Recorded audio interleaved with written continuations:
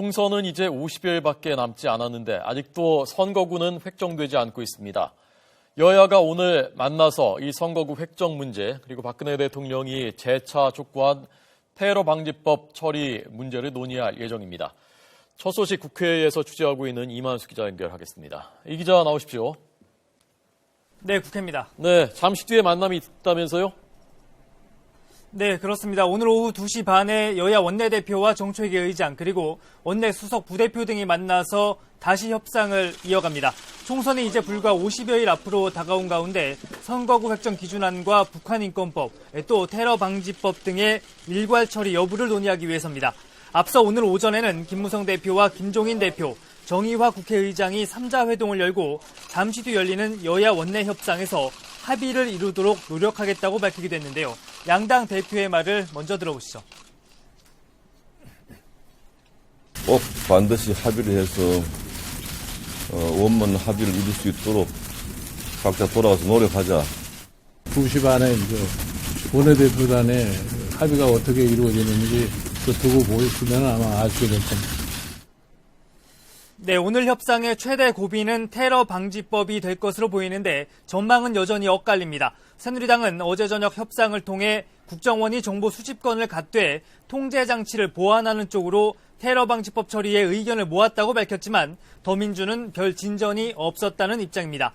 정의화 의장은 오늘 협상도 결렬이 되면은 테러 방지법 직권 상정을 고민해보겠다고 밝혀 오늘 협상이 중요 분수령이 될 것으로 보입니다. 네. 자, 새누리당 공천 갈등이 있는데 지금 어떻게 진행되고 있습니까? 네, 새누리당 공천관리위원회는 오늘 오후 서울 여의도 당사에서 지역구 공천 신청자들을 대상으로 한 사흘째 면접 심사를 진행합니다. 전통적인 새누리당의 강세 지역인 서울 서초 갑과 을이 최대 관심 지역이고요. 서초 갑은 치열한 경쟁을 벌이고 있는 이해훈 전 최고위원과 조윤선 전 청와대 정무수석 등이, 서초 을은 현역인 강석훈 의원과 이동관 전 청와대 홍보수석 등이 대상입니다.